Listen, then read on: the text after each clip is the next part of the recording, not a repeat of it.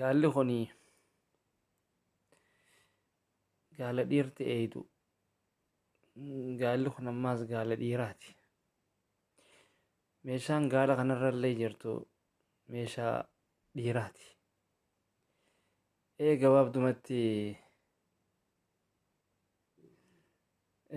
gaalli kun gaala walloodhaa fakkaata.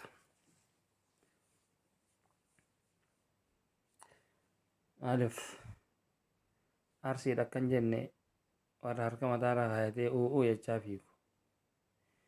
Jawwee hoonuu dhaqqabi, OMN hoonuu dhaqqabe jecha. OMN waa'ee keenyaa kan hin dabarsine nuti dhumne jecha. Qawwee sodaa, qawwee hidhachuu sodaa.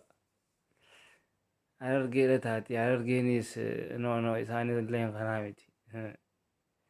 Harargeellee hin fakkaatu kunis. Harargeenis kanuma qawwee tana hidhachuu sodaattu. Akka waan mancaan qawweedhaatitti. Nuti mancaa keenyaas baafanneetti mancaadhaan dhaadatti. U'uu jecha harka mataarra kaayachaa. Qoomii takka walumaa galatti arsii fi harargeen. Jimma taatu farxaaxoochi naachoo. Warra faraxxatu san jechuudha. Maaraatoon warra fiigu.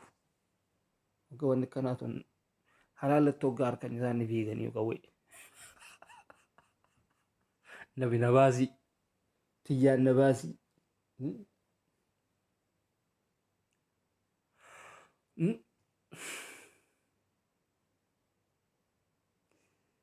Baalee fi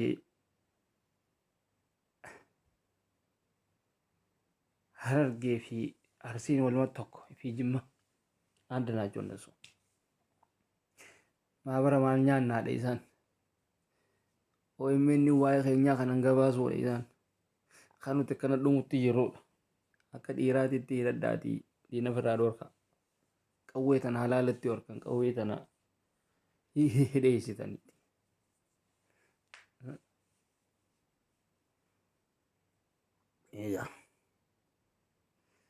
Silaa guruppiidhaan jaaramtanii guyyuma tokko akka guruppiidhaatitti kaatanii naannoo Wallaggaa san viizit gootanii gaarii ture. Takka hin goone takka ittiin teessan.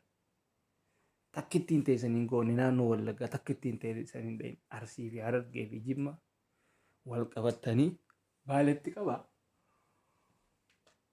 Isii guruppiidhaan Walloo fi Wallagga dhaqee nagarre. Bifa kamiin duuba shurufkaan jeenummaadhaa shurufkaan leencummaadhaa isin keessatti uumamti shiree. Isin warra suuraadhaan dhaadatu suuraa jeneraal Waaqoo fi suuraa jaarraa abbaa gadaatiin warra dhaadatu fi suuraa abbaa Jifaarin warra dhaadatuuti. Isin maabara suuraadhaati suuraadha faayidaan qabdanii kam goonare. Kanaaf waan Walloon jettee haadir jaa fudhadhaa. Waa Wallagga jees haadir jaa fudhadhaa. Tana huna.